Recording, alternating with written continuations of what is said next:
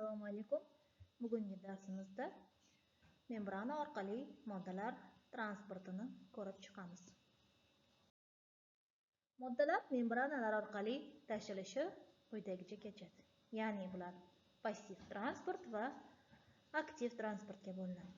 Passiv transport demak osmotik kuchlar va konsentratsiya gradienti hisobiga kechadigan jarayon hisoblanadi. Passiv transportning o'zini ham yana turlari bor. Oddiy diffuziya va yengillashgan diffuziyaga bo'linadi. Oddiy diffuziyada kichik molekulali moddalar membrana orqali erkin diffuziyalanadi. Bunday moddalarga suv, karbon angidrid va kislorodni misol keltirishimiz mumkin. Ikkinchi turi bu yengillashgan diffuziya. Moddalarning o'tishiga oqsil tabiatli translokaza va permeazalar yordamida yordam beradi. Bunday o'tkazilish yo'li orqali organik kislotalar, monosaxaridlar, yog'da eruvchi vitaminlar, steroid gormonlar misol bo'ladi. Masalan, glyukoza transporti maxsus glutlar yordamida transport amalga oshiriladi. Yoki ikkinchi turi bu faol transport hisoblanadi. Faol transportda demak moddalarning konsentratsiya gradientiga qarshi tashilishi, ya'ni bu jarayon o'z-o'zidan kechmaydi. Bu jarayon ketish uchun demak energiya talab etiladi. Buni ham o'zining turlari bor. Ya'ni bular birlamchi faol transport, ATF energiyasidan foydalaniladi. Masalan, natriy kaliy ATF faza kanallarini, kaliy kalsiy ATF faza va vodorod ATF faza kanallarini misol keltirishimiz mumkin.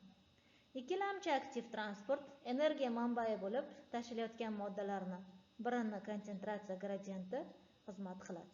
Masalan, natriy ionlari yordamida glyukoza ichak bo'shlig'iga o'tishini misol keltirishimiz mumkin. Bu yerda natriy kaliy ATF fazani ishlash mexanizmi tushuntirib o'tilgan. Demak, natriy 3 ta molekula natriy hujayra ichiga kirgan vaqtida 2 ta molekula kaliy hujayra tashqarisiga chiqadi va bu jarayonda natriy kirish uchun ATF energiyasidan foydalaniladi. ATF energiyasidan foydalangan holatda kanallar ochiladi va shu vaqtning o'zida kaliy hujayra ichiga kirib oladi. Yoki mana bu yerda ko'rishimiz mumkin. Hujayra ichida demak 2 ta kaliy tashqariga chiqyapti. 2 ta kaliy kanal bo'shagandan keyin 3 ta natriy bu yerga joylashib olyapti. Mana natriyni hujayra ichiga o'tishi. Hujayra ichiga demak natriy kirgan vaqtida kaliy o'z o'rniga joylashib oladi. 3 ta natriy kiradi, 2 ta kaliy hujayradan tashqariga chiqadi. Bu yerda kalsiy ATF fazani ishlash mexanizmi tushuntirib o'tilgan. Membrana orqali demak kalsiy retseptorlar bilan bog'lanish hosil qilinadi. Sitoplazmada kalsiy ATF faza va bunda kalsiy joylashuvchi qismi bor. Kalsiy ionlari demak maxsus markaziga birikadi. Bular birikkandan keyin demak ASP350 markaz faollashadi va bu faollashgan markazga ATF energiyasi kelib birikadi. ATF energiyasi birikkandan so'ng fosforiylanish amalga oshiriladi va bu yerda ATF dan ATF hosil bo'ladi. Va shu vaqtning o'zida 2 ta kalsiy tashqariga chiqariladi va bu kanal ochiq holatga keladi. Fosforillangan demak markaz suv yordamida reaksiyaga kirishib fosfat guruhini chiqarib yuboradi va keyingi kalsiy birikish uchun aktiv markaz hosil bo'ladi. Uchinchi transport turi bu vezikulyar transport hisoblanadi. Modda membranani bir qismi bilan birgalikda transport qilinadi. Yo'nalishiga ko'ra demak vezikulyar transport endositoz bo'lishi mumkin, egzositoz va transitoz kabi turlarga bo'linadi. Endositoz modda hujayra ichkarisiga o'tkaziladi. Bu leykositlarga xos. Yoki qandaydir moddani yutib yuboradi. Egzositoz bo'ladigan bo'lsa, modda hujayra tashqarisiga chiqariladi. Ya'ni bo'ladi bez hujayralari yordamida gormonlarning tashqariga chiqishini misol keltirishimiz mumkin.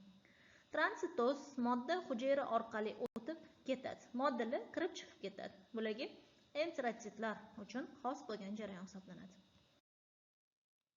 Bu yerda mexanizm ko'rsatib o'tilyapti. Egzositoz mana plazma membranasi orqali moddalar tashqariga chiqarib yuborilyapti. Endotsitoz hujayraga yutgandek ichkariga kiritilyapti. Transitoz shunchaki moddalar membrana orqali o'tib ketyapti. Transport qilinayotgan modda, demak, agregat holatiga ko'ra fagotsitoz va pinotsitozga bo'linadi. Fagotsitoz membrana orqali qattiq moddalarni o'tkazilishiga aytiladi. Pinotsitoz bo'ladigan bo'lsa, membrana orqali suyuq moddalarni o'tkazilishiga. Moddalar membrana tashilish yo'llari bo'yicha demak, uniport bo'lishi mumkin. Membrana orqali bitta modda o'tkaziladi. Masalan, glut oqsillari yordamida faqatgina glyukoza o'tkaziladi. Simport ikkita modda membrananing bir tomoniga birgalikda harakatlanadi. Masalan, ichak enterotitlar orqali natriy bilan birgalikda glyukozani enterotit hujayralari ichiga kirishini misol qo'shishimiz mumkin. Yoki antiport.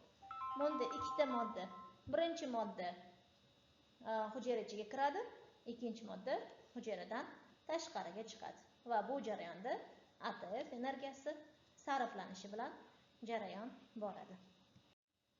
Moddalar membranalar orqali tashish usullari demak vositali va vositasiz amalga oshiriladi. Vositali bo'ladigan bo'lsa, modda membranadan o'tishdan avval biror modda bilan birga bo'ladi. Masalan, yog' kislotalari karnitin vositachiligi yordamida o'tkaziladi.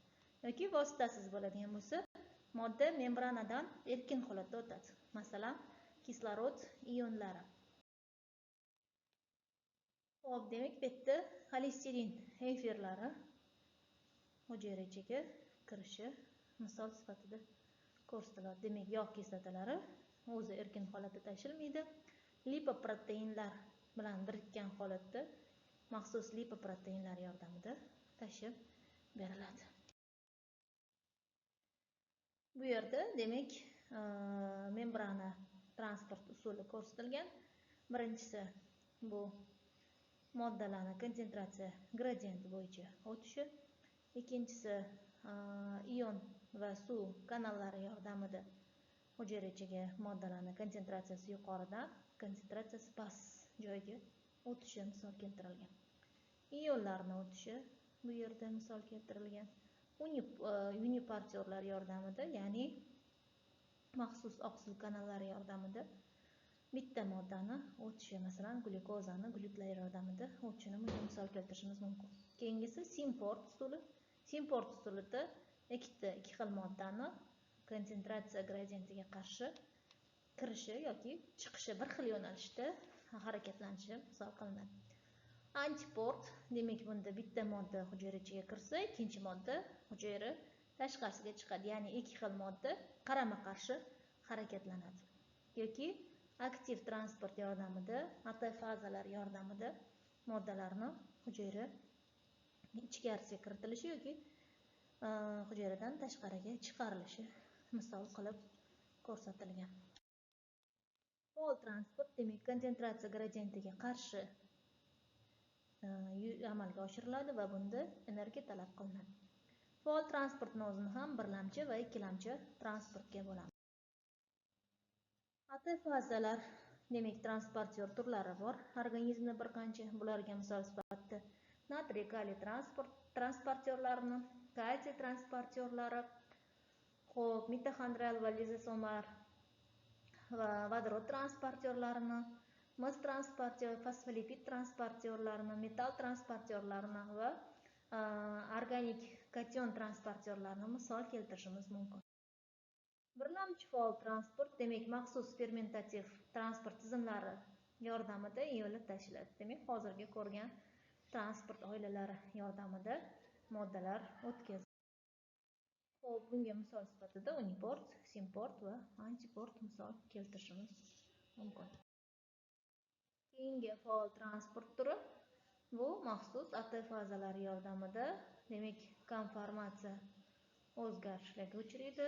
Kanallar modda kirgandan keyin kanal yopiladi va keyinchalik ikkinchi qism faollanib ochilishi hisobiga moddalar transporti amalga oshiriladi.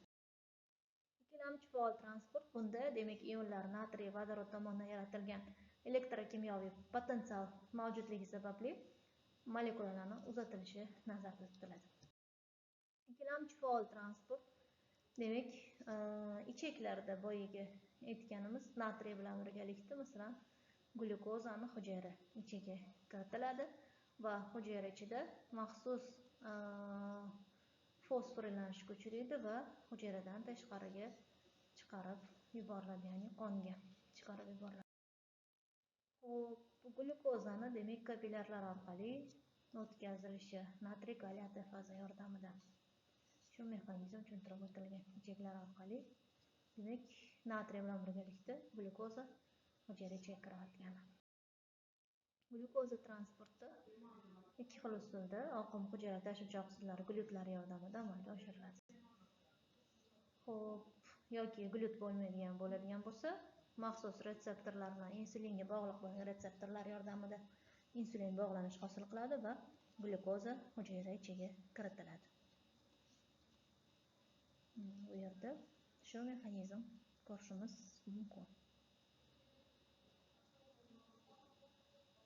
Insulin bog'lanish hosil qildi va glyutor yordamida glyukoza hujayra ichiga kiritiladi.